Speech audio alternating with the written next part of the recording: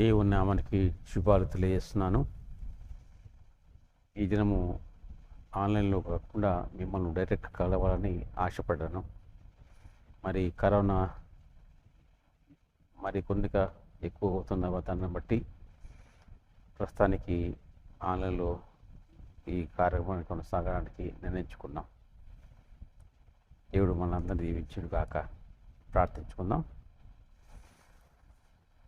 పరిశుద్ధుల ప్రేమగల మా తండ్రి, మరొక మారు ఈ గృహ నిర్వాహకత్వాన్ని గురించి మా ప్రభ మేము ధ్యానం చేస్తుండగా మా తండ్రి మీరు మమ్మల్ని దయతోచమని వేడుకుంటున్నాం. మా తండ్రి 1950 సంవత్సరంలో మా ప్రభ ఆనాటి ప్రధానమంత్రి గారు మా తండ్రి ఎంతో ఆలోచనతో స్టార్ట్ చేసినటువంటి ప్రకృతి వనమహోత్సవ వారాన్ని మా ప్రభ గుర్తు చేసుకుంటున్నాం. మా ప్రభ అందును బట్టి మీ పాదం వందనాలు తెలియజేస్తున్నాం. మా ప్రభ అనేక మార్లు మా ప్రభ ఈ ప్రకృతి వల్ల కలిగినటువంటి అసమానతలను బట్టి మా తండ్రి ఈనాడు కరోనా వ్యాధిని మా ప్రభ మేము నిర్మూలించలేకపోతున్నాం. మా తండ్రి అందును బట్టి మిక్కిలి బాధతో మా ప్రభ వేదన చెందుతున్నాం. మరి ఇటీవలే వైద్యుల దినోత్సవాన్ని బట్టి మీ సన్నిధిలో వేలాది స్తుతులు చెల్లిస్తున్నాం. వైద్యులు పోషించినటువంటి మా ప్రభ ఫ్రంట్ లైన్ నాయకత్వాన్ని బట్టి కరోనా వ్యాధిని నిర్మూలించే కార్యక్రమాన్ని బట్టి ఈ సన్నిధిలో వేలాది స్తుతులు చెల్లిస్తున్నాం. అలాగే మా ప్రభ నిండే దినము భారత క్రైస్తవ దినాన్ని పురస్కరించుకొని పరిశుద్ధతో మా భక్తుడు మా ప్రభ దాదాపు 2000 సంవత్సరాల కిందట భారతదేశానికి వచ్చి ఈ ప్రాంతంలో క్రైస్తవ మత వ్యాప్తి కొరకు పాటుపడిన విధానాన్ని బట్టి వందనాలు తెలియజేస్తున్నాం. మా ప్రభ ఈ 3 సంఘటనలను మా ప్రభ మేము గుర్తుపెట్టుకొని మా తండ్రి ఈ సమయంలో మా ప్రభ గృహ నిర్వాహకత్వము అనే మాటల గురించి ధ్యానం చేయటకు సహాయం దయచేయమని క్రీస్తు నామమున బట్టి అడిగి వేడుకుంటున్నాం తండ్రి. ఆమెన్. ఆనాడు 1950 సంవత్సరంలో నాటి అడవి శాఖ మంత్రులు మున్షి గారి నాయకత్వంలో ప్రధానమంత్రి జవహర్లాల్ నెహ్రూ అలాగే రాష్ట్రపతి బాబు రాజేంద్ర ప్రసాద్ గారు నశించిపోతున్నటువంటి అడవుల గురించి ఎంతో ఆలోచన చేసి జూలై మాసము 1 నుంచి 7వ తారీఖు వరకు వన మహోత్సవ కార్యక్రమాన్ని ప్రకటించారు. దాదాపుగా 71 సంవత్సరాలుగా ఈ కార్యక్రమాన్ని అమలు చేస్తున్నాం. ఈ విధంగా అమలు చేస్తున్నటువంటి ఈ వన మహోత్సవ కార్యక్రమానికి 7 దశాబ్దాలు దాటినప్పటికీ ఇంకా ఎలాంటి పురోగతి సాధించలేదు. పైగా నానాటికి క్షీణిస్తున్నటువంటి అడవులను బట్టి మిక్కిలి చింతించవలసినటువంటి పరిస్థితి ఎదురవుతుంది. అలాగే ప్లాస్టిక్ గురించి పొద్దున పాల ప్యాకెట్ మొదలుకొని సాయంత్రం వరకు ఎన్నో వస్తువులు మనము ప్లాస్టిక్ బ్యాగ్లో ఇంటికి తీసుకొని వస్తున్నాం. అంటే ప్లాస్టిక్తో మన జీవితము మమేకమైపోయింది. ఎటువంటి దురలవాటు మనకు ఆపాదించబడింది. ఇటువంటి అలవాటును మనము చెప్పగానే నేర్చుకుంటున్నాం. ఇది కూడా పర్యావరణానికి ఎంతో నష్టం చేకూర్చే విధంగా ఉంది. ఇలాగా ప్రతిబింబితమైనటువంటి నష్టాన్ని మనం చవి చూస్తున్నాం. దాని గురించి తెలియక మనము బాధపడుతున్నాం. మరి ఈనాడు కరోనా అనేటువంటి మహమ్మారిని ఎదుర్కోలేక శతవిధాలుగా ప్రయత్నం చేస్తున్నాం. మరి డాక్టర్ల దినోత్సవాన్ని ఈ వారంలో జరుపుకున్నాం. ఎంతో మహోన్నతమైన సేవ అందించినటువంటి వారు డాక్టర్లు. ఆరోగ్యవంతమైన సమాజానికి వైద్యులు ఆయువు పట్టు అనేటువంటి నానుడికి ఎంతో న్యాయం చేకూర్చినటువంటి వారు వైద్యులు. వారు అహర్నిశలు కష్టపడి ఎంతో శ్రమ కూర్చి కరోనాను కట్టడి చేయటంలో ఫలంతో పాలైపోయినా ఒకంత పురోగతి సాధించారు. మరి అలాగే 2000 సంవత్సరాల కిందట నాడు మాట భక్తుడైనటువంటి తోమ, ప్రభు శిష్యులో ఒకరైనటువంటి తోమ మన భారతదేశానికి వచ్చింది. అన్ని మతాల వారు గుర్తించి ఆయనకు జ్ఞాపకార్థంగా నిన్నటి దిన ఒక స్టాంపు రిలీజ్ చేశారు. అంత మాత్రమే కాకుండా నిన్నటి దినాన భారత క్రైస్తవ దినాన్ని ప్రకటించారు. ఆ సందర్భంగా భారతదేశం అంతా కూడా క్రైస్తవ సంస్థలన్నీ కూడా అనేక ఉత్సవాలు జరుపుకున్నాయి. ఈ 3 విషయాలను మనం జ్ఞాపకం చేసుకుంటే ప్రకృతి, దేవుడిచ్చినటువంటి మాటలు, కరోనా, ఈ 3 విషయాలను మనం గుర్తించుకుంటే ఈనాటి ధ్యానాంశాన్ని అవలీలుగా ధ్యానించవచ్చు. దేవుడిచ్చిన మాటలు గుర్తుపెట్టుకొని ప్రకృతికి మనలో మనం మమేకమైపోయి అలాగే కరోనాను దూరం తీసినట్లయితే మనము క్షేమంగా నడవచ్చు.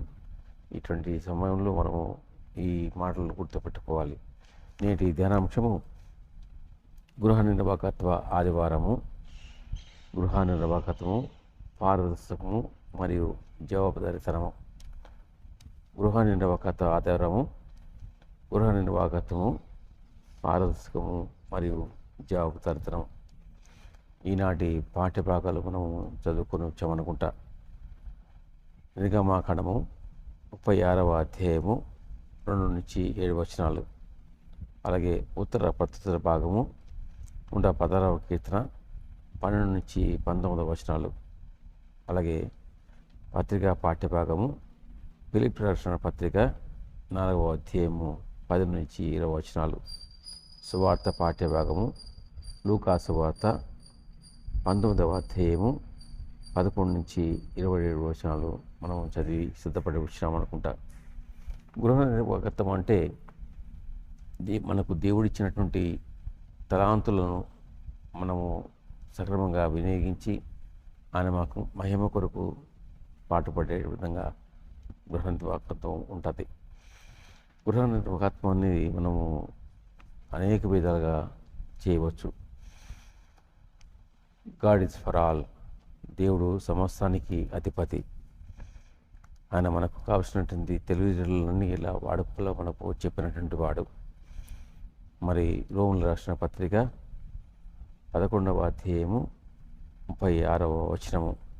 రోమన్లు రాసిన పత్రిక 11వ అధ్యాయము 36వ వచనంలో ఈ రకంగా రాయబడి ఉంటుంది.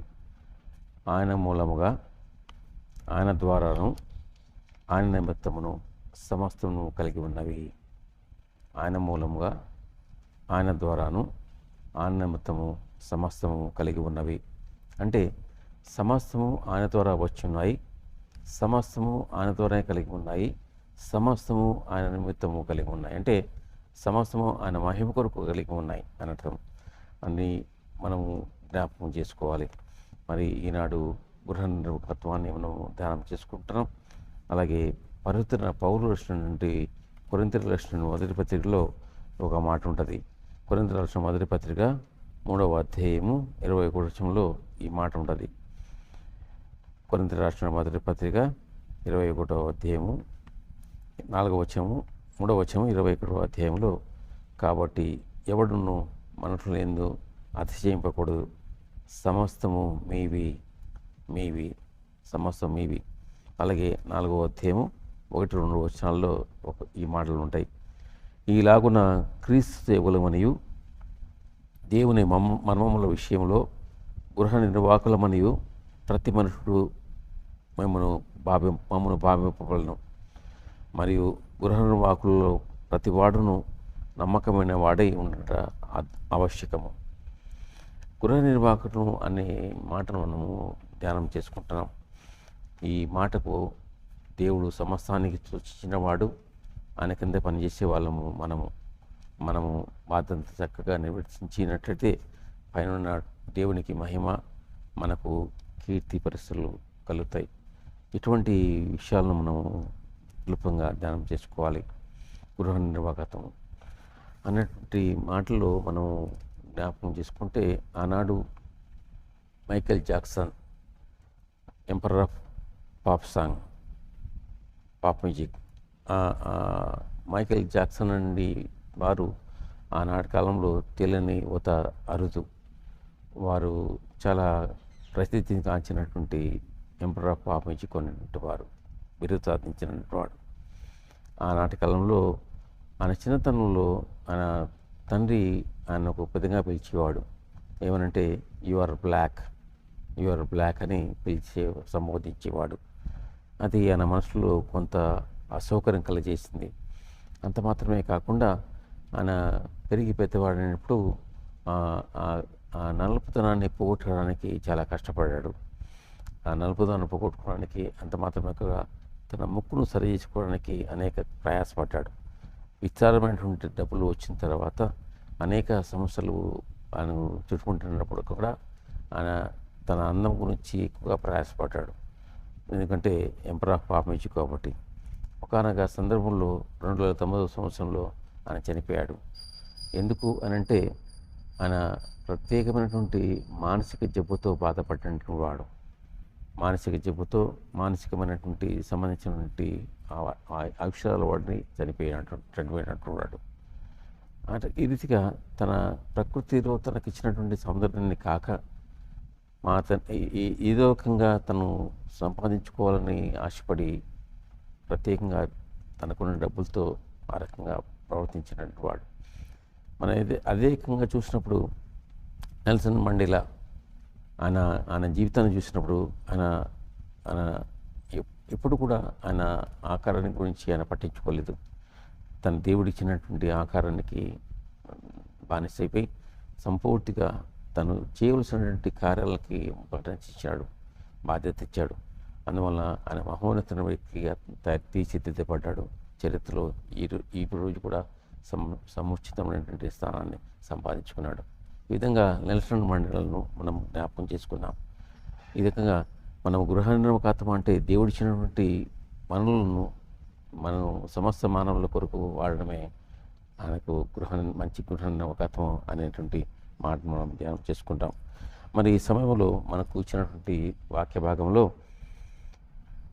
పాత నిబంధన గ్రంథములో నిర్గమాకాండము 36వ అధ్యాయము 2-7 వచనాలు. 36వ అధ్యాయము 2-7 వచనాలు నిర్గమాకాండము. ఈ భాగానికి మనము ఇచ్చిన పేరు ఏంటంటే గృహ నిర్వాహకత్వం అంటే యూజింగ్ విజ్డమ్ అండ్ అండర్స్టాండింగ్. అంటే గృహ నిర్వాహకత్వము తెలివి జ్ఞానమును వాడుకొనుట.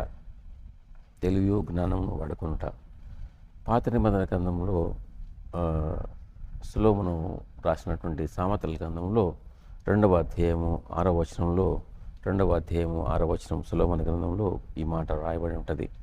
యెహోవాయే జ్ఞానం ఇచ్చేవాడు, తెలివియు వివేచనయు ఆయన నోట నుండి వచ్చును. యెహోవాయే జ్ఞానం ఇచ్చేవాడు, తెలివి వివేచనయు ఆయన నోట నుండి వచ్చును. ఆయన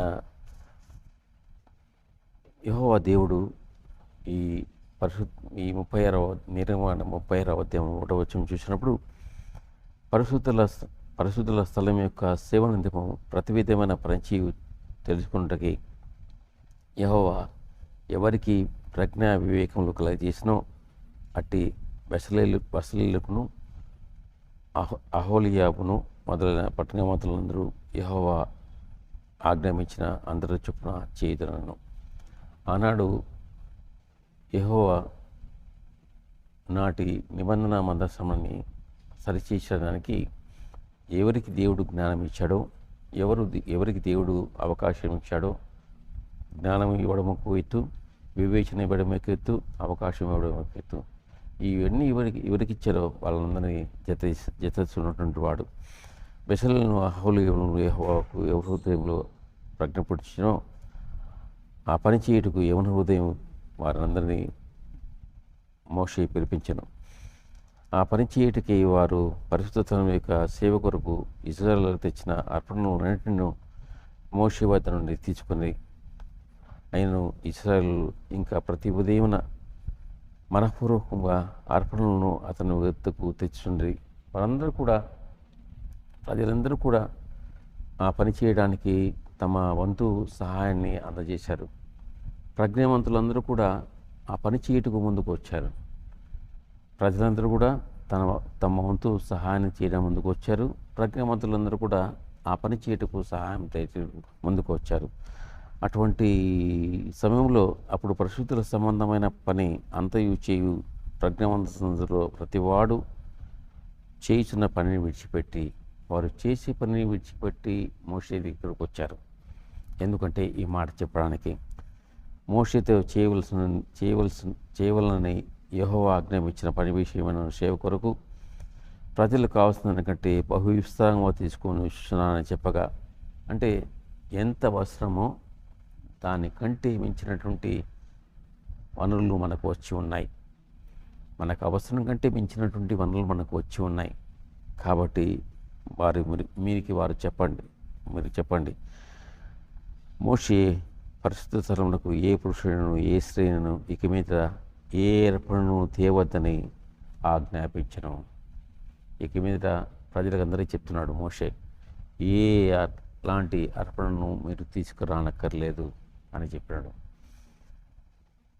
నేను భీమిలి సెయింట్ పీటర్స్ దేవాలయంలో 2005లో పనిచేశాను.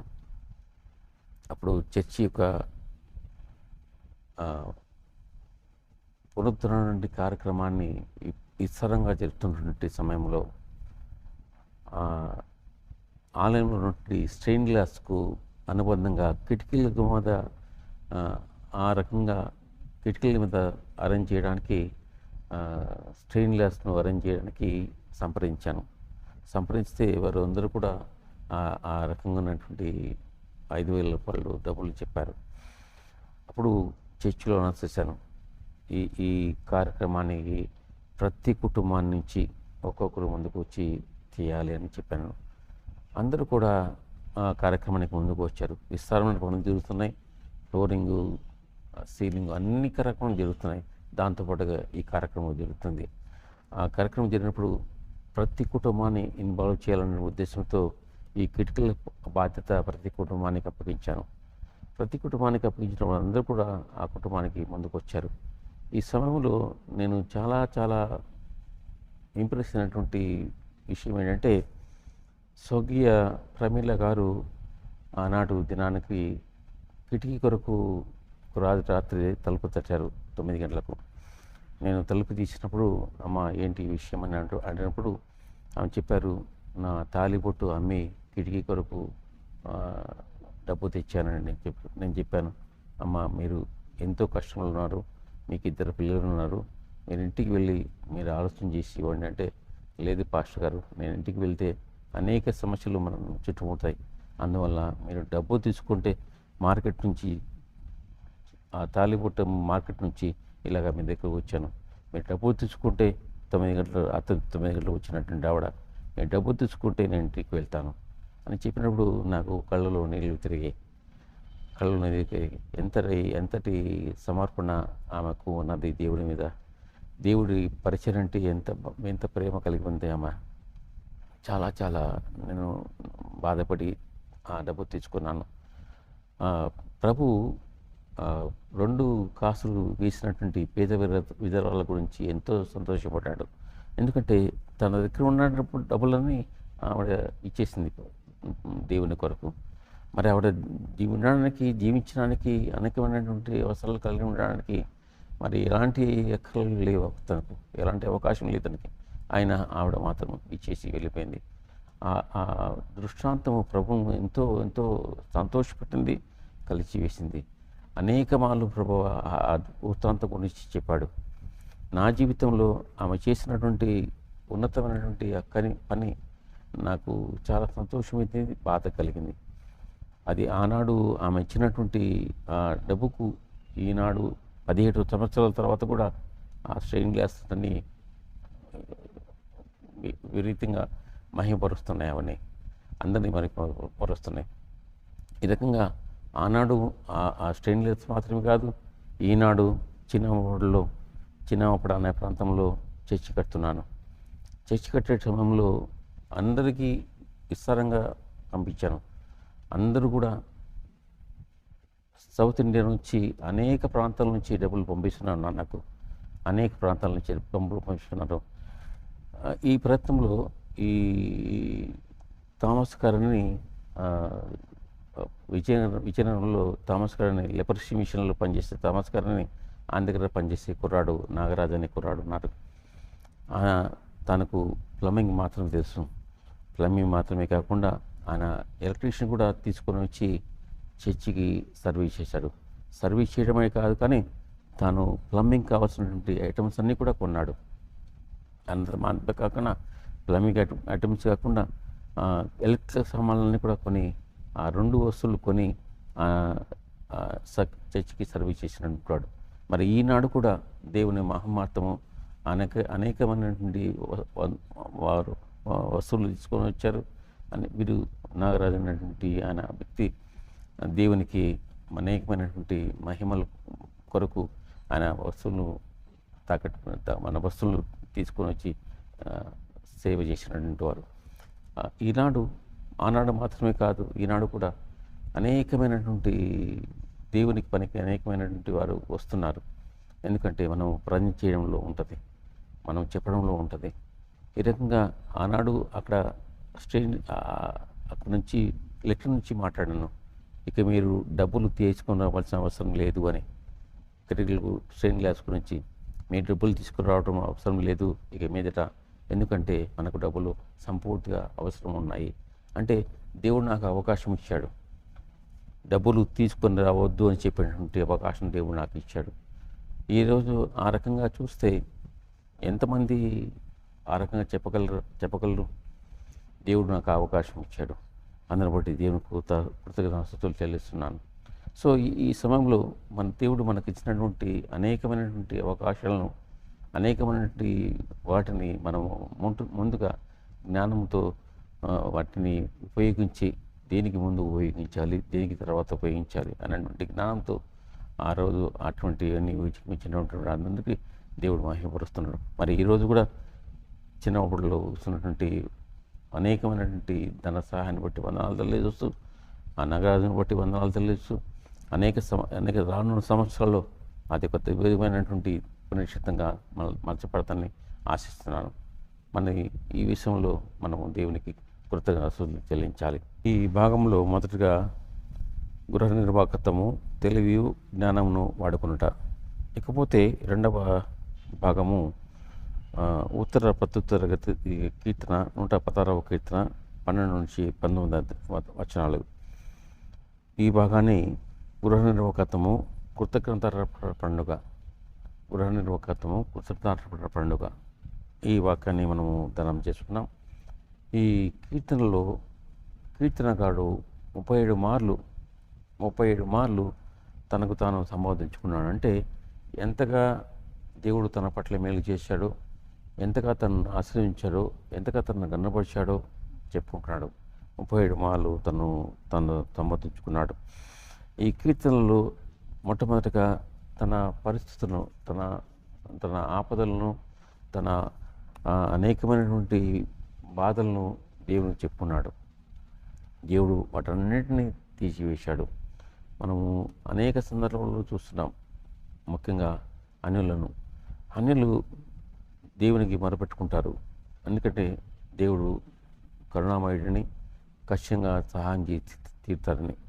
అనేక మార్లు దేవుడు ఆలయానికి వచ్చి దేవునికి మొరపెట్టుకుంటున్నాడు. నేను ఆ సమయంలో నాకు ఉంటే వారు నాకు చెప్పుకొని వెళ్తుండే వారు. దేవుడు వారిని కోరికను దీవించి ఆశ్రయించినప్పుడు వారు కొంతమంది నమ్మకంతో వచ్చి కానుకైసి వెళ్ళిపోతారు. మరి కొంతమంది మర్చిపోతారు. ఎవరైతే నమ్మకంగా దేవునికి అర్పించి అదేవిధంగా కొనసాగుతుంటారో మరి కొనసాగుతుంటారో వారిని దేవుడు అత్యధికంగా ఆశీర్వదిస్తారు, వారు బాప్తిసం పొందుతారు. ఇక్కడ చూసినప్పుడు కీర్తనకారులను చూసినప్పుడు 16వ అధ్యాయం 1వ వచనం చూసినప్పుడు యెహోవా నా మొరను నా విన్నపములను ఆలకించి ఉన్నాడు, నా మొరను నా విన్నపములను ఆలకించి ఉన్నాడు, కాగా నేను ఆయన్ను ప్రేమించుచున్నాను అని ఈ మాట, నేను ఆయన ప్రేమించున్నాననే మాట చాలా తక్కువ మంది చెప్తుంటారు. నేను ఆయన ప్రేమిస్తున్నాను అనేటువంటి మాట. కీర్తనకారుడు ఆ మాట చెప్తున్నప్పుడు చాలా ఆశ్చర్యం వేస్తుంది. అంటే మనకు చాలా గర్వంగా ఉంటుంది. పొద్దున్న లేచి దేవా ఐ లవ్ యూ, నేను నిన్ను ప్రేమిస్తున్నాను అని చెప్పినటువంటి వ్యక్తి జీవితం ఇంకొక రకంగా ఉంటుంది. ఈ వ్యక్తి జీవితంలో దేవా నేను ప్రేమిస్తున్నాను అనే మాట చాలా ప్రత్యేకంగా ఉన్నది. ఈనాడు మనుషులందరూ కూడా, లోకంలో ఉన్న మనుషులందరూ కూడా ఒక వ్యక్తిని ప్రేమించాలంటే అందము, చందము, అధికారము, చదువు అనేటువంటి అనేకమైన విషయాలను చూసి ఆకర్షింపబడి ప్రేమిస్తుంటారు. కానీ దేవుడు మనల్ని ప్రేమించాలంటే చాలా ప్రత్యేకంగా ఉంటుంది. అంటే దేవుడు మనల్ని ప్రేమిస్తున్నాడు. ఎందుకు ప్రేమిస్తున్నాడంటే మనమంతా కూడా, నీవు నేను మనమందరం కూడా ఆయన రూపులోనికి మలచబడ్డాం. అందువల్లనే ఆయన మనల్ని ప్రేమిస్తున్నాడు. కానీ తిరిగి మనం ఆయన ప్రేమించే విధానం లేదు. అందుకని ఇక్కడ కీర్తనకారుడు అంటున్నాడు, దేవా నేను ఆయనను ప్రేమిస్తున్నాను, నేను ఆయనను ప్రేమిస్తున్నానని. ఆయన ఎన్నో ఉపయోగాలు, ఎన్నో విన్నపాలు తీసుకున్న తర్వాత ఆయన చెప్పిన మాట ఏంటంటే 12వ వచనంలో, 116వ కీర్తన 12వ వచనంలో, యెహోవా నాకు చేసిన ఉపకారములన్నిటికీ నేను నాకు ఏమి చెల్లింతును, రక్షణ పాత్రను చేతపుచ్చుకొని యెహోవా నామమున ప్రార్థన చేయుదును, యెహోవాకు నా మొక్కుబడులు చెల్లించెదను, ఆయన ప్రజలందరినీ నేను చెల్లించెదను. యెహోవా నాకు చేసిన ఉపకారములన్నిటికీ నేను ఆయనకు ఏమి చెల్లించెదను. ఈ సందర్భంలో మనమందరం జ్ఞాపకం చేసుకున్నటువంటి మంచి పాట నాకు గుర్తుకొస్తుంది. ఆ పాట ఏంటంటే, లెక్కించలేని స్తోత్రముల్ దేవా ఎల్లప్పుడూ నే పాడెదన్, లెక్కించలేని స్తోత్రముల్ దేవా ఎల్లప్పుడూ నే పాడెదన్. ఇంతవరకు మా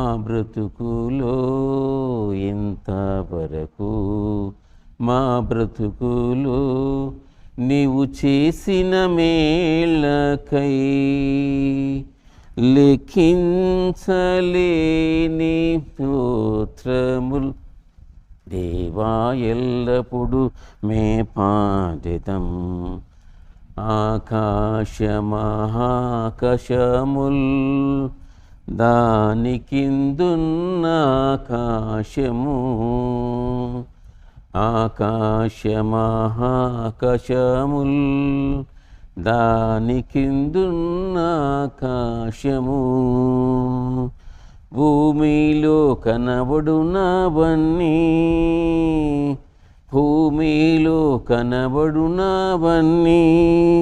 ప్రభువా నిన్నే కీర్తింతున్, లెక్కించలేని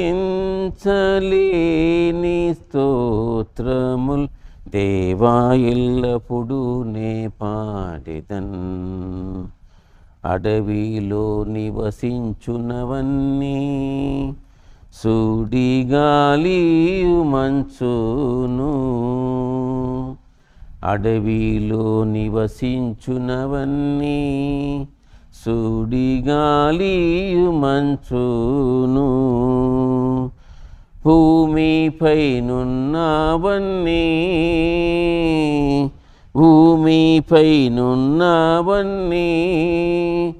దేవా నిన్నే పొగడును, లెక్కించలేని స్తోత్రముల్ దేవా ఎల్లప్పుడూ నే పాడెదన్, దేవా ఎల్లప్పుడూ నే పాడెదన్. యెహోవా నాకు చేసిన ఉపకారములన్నిటికీ నేను ఆయనకు ఏమి చెల్లించను. మాకిచ్చిన రక్షణ పాత్రను చేత పట్టుకొని ఆయన పేరిట ప్రార్థన చేయగా ఉండాలి. మొక్కుబళ్ళు ఆయన ప్రతినిధి దేవుడు చెల్లించేటువంటి విధంగా ఉండాలి. ఈ కీర్తనలో దేవుడు కీర్తనకారుడు చివరిగా చెప్పే మాట ఏంటంటే 16వ వచనంలో మనం చూస్తాం, యెహోవా నేను నిజంగా నీ సేవకుడును, I'm true servant O Lord. నేను నిజమైనటువంటి సేవకుడును, నీ సేవకుడును, నీ సేవకురాలి కుమారుడును అనేటువంటి మాట చెప్తున్నాడు. సో ఈ కీర్తన అంతట్లో కూడా 37 మార్లు తనను తాను సంబోధించుకుంటూ తనకు దేవుడు ఇచ్చిన మేలును గుర్తు చేసుకుంటూ నేను ఎవరో కాదు, నిజమైన నీ సేవకుడిని, నీ నీ సేవకురాలి కుమారుడును అని చెప్తున్నాడు. ఎంతటి గొప్ప కీర్తనకారుని మనము చూస్తున్నాం ఈ దినాల్లో. ఈ రకంగా దేవుడు చేసినటువంటి మేలును ఆయన రక్షణ పాత్రను చేతపరుచుకొని అనేకులకు సువార్తను ప్రకటించడానికి ప్రార్థన చేయడానికి ఈ కీర్తనకారుడు బయలుదేరాడు. అటువంటి గొప్ప భాగ్యము మనందరికీ ఈ రోజు రావాలి. గృహ నిర్వాహకత్వం అంటే మొదటగా మనము తెలివి జ్ఞానాన్ని వాడుకోవడం. రెండవదిగా గృహ నిర్వాహకత్వం అంటే కృతజ్ఞతార్పణని చెల్లించడం. మూడవదిగా కృతజ్ఞతార్పణను మనము చెల్లించామని అన్నట్టు 3వ వచనం జ్ఞాపకం చేసుకున్నప్పుడు గృహ నిర్వాహకత్వం అంటే మనము ఇతరులను సంరక్షించడం. ఈ భాగంలో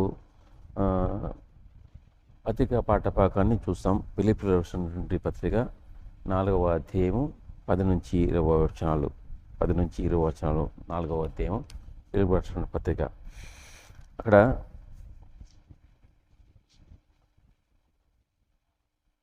10వ వచనంలో ఒక మాట ఉంటుంది. పౌలు చెప్తున్నాడు, నన్ను బలపరచు అనేది నేను సమస్తము చేయగలను. ఇది ఎంత గొప్ప మాట అండి. మనం బలపరిచేవాడు దేవుడే, మనల్ని ఆశ్రయించేవాడు దేవుడే, మనకు శక్తించేవాడు దేవుడే, మనకు పోషించేవాడు దేవుడే, మనల్ని కీర్తించేవాడు దేవుడే, మనల్ని గంటపరిచేవాడు అని. సో నన్ను బలపరిచేవాడిని నేను సమస్తము చేయగలనటువంటి పౌలు మాట అక్షరసత్యం. నాకు పొదుపు కలిగి 11వ వచనం చూస్తున్నాము. నాకు పొదుపు కలిగి నేను ఇలాగూ చెప్పట్లేదు, కానీ నేను ఏ స్థితిలో ఉన్నానో ఆ స్థితిలో సంతృప్తి కలిగి ఉండడం నేర్చుకుని ఉన్నాను. దీనస్థితిలో ఉండగలుగుదును, సంపన్న స్థితిలో ఉండగలుగుదును. ప్రతి విషయంలోనూ అన్ని కార్యములను కట్టుకుని నిండుటకును, ఆకలి ఉన్నట్టుకును, సమృద్ధి కలిగి ఉన్నట్టుకును, లేమిలో ఉండటకును నేర్చుకుని ఉన్నాను. సో ఈ రకంగా ఉన్నా లేకపోయినా ఒకటే విధంగా ఉండడము చాలా చాలా ఘనమైనటువంటి మాట అది. ఎందుకంటే ప్రభు పట్ల ప్రేమ కలిగినటువంటి వారు చెప్పేటువంటి మాట. ఉన్నా లేనట్లే, లేకున్నా ఉన్నట్లే అని చెప్పినటువంటి మాట పౌలు చెప్పినటువంటి మాట. ఈ సందర్భంలో యోబును గుర్తించుకున్నాం. ఆయన చెప్పిన మాట, దేవా అన్ని విషయాలు నువ్వు ఇచ్చావు, నువ్వు ఇచ్చినప్పుడు సంతోషంగా ఉన్నావు, నువ్వు తీసుకున్నప్పుడు బాధపడాల్సిన అవసరం లేదు. సో అన్ని విషయాల్లో పౌలు చెప్తున్న మాట అంటే సంతోషంగా ఉన్నాను, బాధగా ఉంటాను, అన్ని విషయాల్లో దేవుడు ఉన్నాడు, దేవుడు ఒక గుర్తు అని చెప్పినటువంటి మాట. నన్ను బలపరచమని నేను సమస్తము చేయగలను, ఆయనను నా శ్రమలలో మీరు పాలుపంచుకున్నది మంచి పని.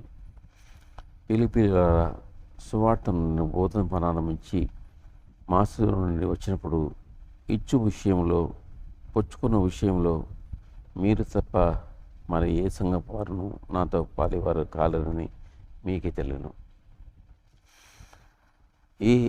ఏలైనగా తెస్సలోనికలు కూడా మీరు మాటికి నా అవసరము తీర్చుటకు సహాయం చేసిరి. నేను ఈవిని ఆపేక్షించి ఇలాగూ చెప్పట్లేదు, కానీ మీ లెక్కకు విస్తారఫలం రావాలని ఆపేక్షించి చెప్పుతున్నాను. నాకు సమస్తము సమృద్ధిగా కలిగి ఉన్నదని మీరు పంపిన వస్తువులు ఉపలబ్ధి వలన పుచ్చుకొని ఏమీ తక్కువ లేకుండా ఉన్నాను. అవి మనోహరమైన సువాసనయు దేవునికి ప్రీతికరమును ఇష్టమైన యాగమును అవి ఉన్నవి. దేవుని నుంచి వచ్చిన వాటిని పౌలు ఎలా చూస్తున్నాడంటే మనోహరమైన సువాసనగా వర్ణించున్నాడు. రెండవదిగా దేవునికి ప్రీతికరమైనటువంటి వాటిగా చూస్తున్నాడు. మూడవదిగా ఇష్టమైన యాగంగా ఉన్నాయని చెప్తున్నాడు. ఈ భాగంలో సమస్తాన్ని సృష్టించినటువంటి దేవునికి ఆయన నన్ను ప్రేమించి అనేకుల కొరకు బహుమానంగా ఇచ్చినటువంటి వాటిని స్వీకరించినటువంటి పౌలు అంతేవిధంగా అనేకులకు కష్టపడి ఇచ్చినటువంటి వాడు. బాధల్లోనూ దుఃఖంలోనూ కష్టంలోనూ తాను అనుభవించి, శ్రమల్లో దుఃఖంలో తాను అనుభవించి సంపదనంటే కూడా తన దగ్గర ఉన్న సమస్తమైన సంపదంతా కూడా పంచి ఇచ్చినటువంటి వాడు పౌలు. ఆయన చెప్పినటువంటి మాటలు ఎన్నో ఆశ్చర్య సత్యాలు. ఈ మాటలు నేను గుర్తించుకుంటున్నాను. అంటే నా అనారోగ్య పరిస్థితుల్లో ఎలాంటి సహాయం నాకు లేకుండా ఉన్నప్పుడు నన్ను ప్రేమించి ఆదరించి నన్ను కనికరించి నాకు పంపిన వాళ్ళందరికీ నేను కృతజ్ఞత తెలుసు. ఆ రోజు నేను ఇలాగే భావించాను. అవి మనోహరమైన సువాసన, దేవునికి ప్రీతికరము, ఇష్టమైన యాగముగా ఉన్నవి. అటువంటివన్నీ కూడా నేను పొందుకున్న తర్వాత వాటిని నా దగ్గర ఉంచుకోలేదు సుమా. అనేకులకు నేను సహాయం చేశాను. ఇప్పుడు చిన్నప్పుడు చర్చికి నేను కూడా సహాయం చేస్తున్నాను నా వంతు. సో ఈ గృహ నిర్వాహకత్వం అంటే సంరక్షించుట, అనేకులను సంరక్షించుట. ఈ విషయాన్ని మనం జ్ఞాపకం చేసుకోవాలి. దేవుని నుంచి తీర్చుకోవడమే కాదు, కానీ ఇచ్చేది కూడా నేర్చుకోవాలి. సమస్తము ఆయన ప్రేమ గుర్తుగా ఉన్నాయి మన దగ్గర. ఆ ప్రేమను మనము తక్కువ లేకుండా, ఆ ప్రేమను కొదువు లేకుండా అందరికీ పంచాలి. అది పంచినప్పుడే మనకు విలువ, ఆయనకు మహిమ. అటువంటి గొప్ప కార్యాన్ని మనం అందరం చేయాలి. అటువంటి గొప్ప కార్యాన్ని మనము చేసినప్పుడు మనకు కీర్తి, ఆయనకు మహిమ. గృహ నిర్వాహకత్వం అంటే పాత నిబంధనలో తెలివి జ్ఞానమును వాడుకునుట. ఉత్తర ప్రస్తుత భాగంలో గృహ నిర్వాహకత్వం అంటే ఇచ్చిన రక్షణ భాగాన్ని చేత పట్టుకొని ప్రయాణం చేయుట. మూడవ భాగంలో పత్రికా పాఠ్య భాగంలో గృహ నిర్వాహకత్వం అంటే ఇతరులను సంరక్షించుట. ఇక నాలుగవ భాగము సువార్త పాఠ్య భాగము, లూకా సువార్త 11వ అధ్యాయము 27వ వచనము. ఈ భాగానికి గృహ నిర్వాహకత్వం అంటే విశ్వాసాన్ని పెంపొందించుకునుట. ఇక్కడ మీనాల గురించి ప్రభు మాట్లాడుతున్నాడు. ఆయన ప్రేమించి ఆయనకిచ్చినటువంటి మీనాలు మనము చూస్తాం. మొట్టమొదటిగా ప్రభు అందరినీ ప్రేమించాడు. మనము మొట్టమొదట చెప్పుకున్నాం, దేవుడు సమస్తాన్ని ప్రేమించాడని. ఆయన ప్రేమించినటువంటి విధానాన్ని మనము జ్ఞాపకం చేసుకున్నాం. ఈ సమయంలో అందరినీ ప్రేమించి ఆయన ఇచ్చినటువంటి మీనాలను మనం చూస్తున్నాం. ఆయన ఇచ్చినటువంటి మీనాలను మనం చూసినప్పుడు వారు నమ్మకంగా ఇచ్చిన మీనాలకు తగినటువంటి ఫలితాన్ని చూపించారు. మరి ఒక్కడు మాత్రము ఆయన ఇచ్చినటువంటి మీనాలను వాడుకోవట్లేదు, పైగా నిందించున్నాడు. అతను ఏమంటున్నాడంటే, నీవు పెట్టిన దానిని ఎత్తుకున్న వాడువు, విత్తిన దానిని కోయి వాడవన కఠినుడు కనుక. అంటే కఠినుడు అనేటువంటి బిరుదు ఈ ఈ వ్యక్తి ప్రభువుకి ఇస్తున్నాడు. కఠినుడైతే ఎందుకు ఇస్తాడు ఈ మీనాలను అనేటువంటి ప్రశ్న మనం వేసుకోవాలి. కఠినుడైతే ఎందుకు ఇస్తాడు మీనాలను అనే మాట గుర్తెచ్చుకున్నప్పుడు ఈ మాటకు ఆస్కారం ఉండదు. నీవు పెట్టిన దాన్ని ఎత్తుకున్న వాడవు, విత్తిన దాన్ని కోయి వాడవు అనే కఠినుడు కనుక నీకు భయపడి దీనిని రుమాలను కట్టి ఉంచుతానని చెప్పాను. భయపడేవాడితే, కఠినుడిని లెక్కించేవాడితే అప్పుడే నీవు ఇచ్చినప్పుడు నేను తీసుకోవడానికి అర్హుడిని కాదు అని ముందే చెప్పినట్లయింది. ముందే చెప్పింటే ప్రభు ఆలోచించేవాడు, ఎలాగా అతన్ని విశ్వాసం పెంపొందించాలో ఆలోచన చేసేవాడు. ఆ రకంగా చెప్పలేదు. ఈ వ్యక్తి కఠినుడు కనుక అనే మాట చెప్పి విత్తిన దాన్ని కోసేవాడవు, కఠినుడు కనుక నీ డబ్బును జాగ్రత్తగా నేను దాచిపెట్టాను భయపడి. అందులో ప్రభువు దగ్గర భయపడేవాడు ఎవరు ఉండరు. అంటే తప్పు చేసి భయపడాలి కానీ భయపడేవాడు ఎవరు ఉండరు. సో అక్కడ మాట్లాడంటే నీకు భయపడి దీని నియమాలు కట్టి ఉంచుతున్నాయి. అందుకొద్దు శ్రద్ధదాసురా,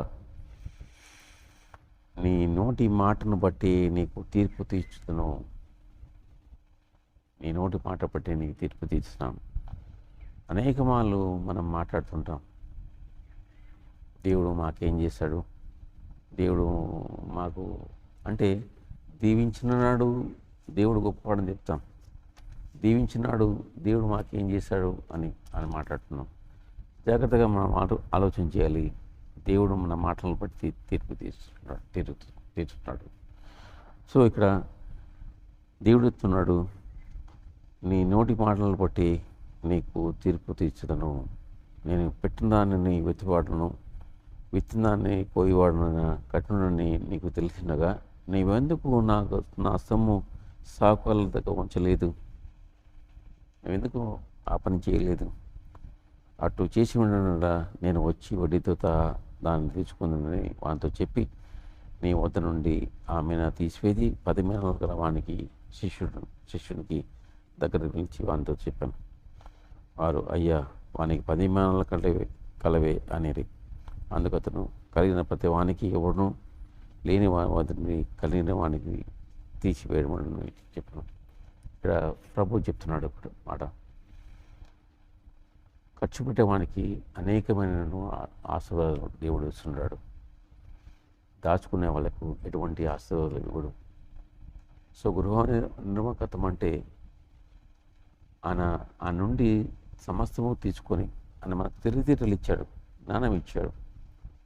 అటువంటి వాటిని తీసుకుని మనం అందరికీ దేవుని శివం అందరికీ పంచిపెట్టాలి. దేవుని ఆశీర్వాదకు మనం అందరికీ పంచిపెట్టాలి. అటువంటి పంచిపెట్టడానికి అర్హత లేని ఇటువంటి వాడు దూషిస్తున్నాడు, ప్రభుని దూషించి అనేక మాటలు మాట్లాడుతున్నాడు. సో అలాగా ఉండకూడదని నేను సంపూర్తిగా చెప్తున్నాను. సో దేవునికి అనేకమైన మనసులో అనేకమైనటువంటి వాటిని తీసుకొని అనేకమైన వాటిని అనేకుల కొరకు పంచి ఇచ్చినట్టయితే దేవునికి మహిమ మనకు కీర్తి ప్రతిష్టలు కలుగుతుంటాయి. సో ఈ రకంగా మనము ముందుకు వెళ్ళాలి. గృహ నిర్వాహకత్వం అంటే ఆయన నుంచి సమస్తము తీసుకొని నమ్మకమైన వాటిని తీసుకొని అనేకుల కొరకు పంచిచ్చేది గృహ నిర్వాహకత్వం. ఈ రీతిగా మనము మొదటి నుంచి ఈ గృహ నిర్వాహకత్వాన్ని తెలివి జ్ఞానము ఇచ్చేవాడని, రక్షణ భాగ్యం ఇచ్చేవాడని, తనను కొరకు సంరక్షించేవాడాయని, మరి విశ్వాసంలో పెంపొందించేవాడాయని. ఈ రకంగా మనం పెంపొందించుకుని ఆయన కూడా మహిమ కొరకు ఈ లోకంలో జీవించాలని ఆశపడతాం.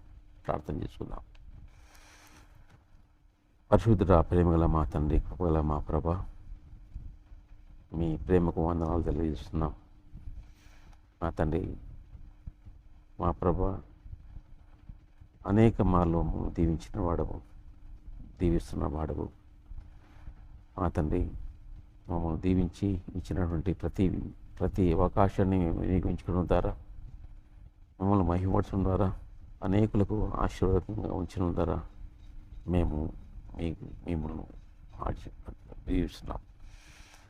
మరి ముఖ్యంగా మా ప్రభా, మా జీవితంలో మీరు ఎన్నో కార్యాలు చేశారు, ఎన్నో అద్భుతాలు చేశారు, ఎన్నో ఆశ్చర్యకరాలు చేశారు. మా బలహీనతలను, మా ఆపదలను, మా కష్టాలను, మా నష్టాలను మా తండ్రి కాచి మాకు మేలు చేసినటువంటి గొప్ప దేవుడు. మా ప్రతి మేలును మా ప్రభా మీరు ఆశీర్వదించారు. మీరు ఇచ్చినటువంటి అక్షణ భాగ్యాన్ని మీ చేతి పట్టుకొని మీ నామ ప్రార్థన చేస్తూ మీ మీ అనేక మార్లు మీ పాత్రలకు సహాయం తెచ్చమని వేడుకుంటున్నాం. అలాగే మా తండ్రి, పౌలు చెప్పిన మాట ప్రకారం మా ప్రభా మాకు ఇచ్చేవారు మీరే, సంరక్షించేవారు మీరే.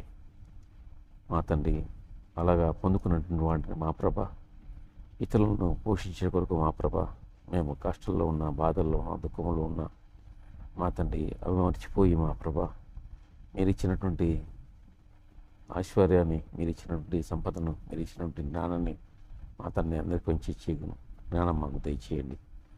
అలాగే మా తండ్రి, స్వార్థ పాఠ్య భాగంలో మా ప్రభ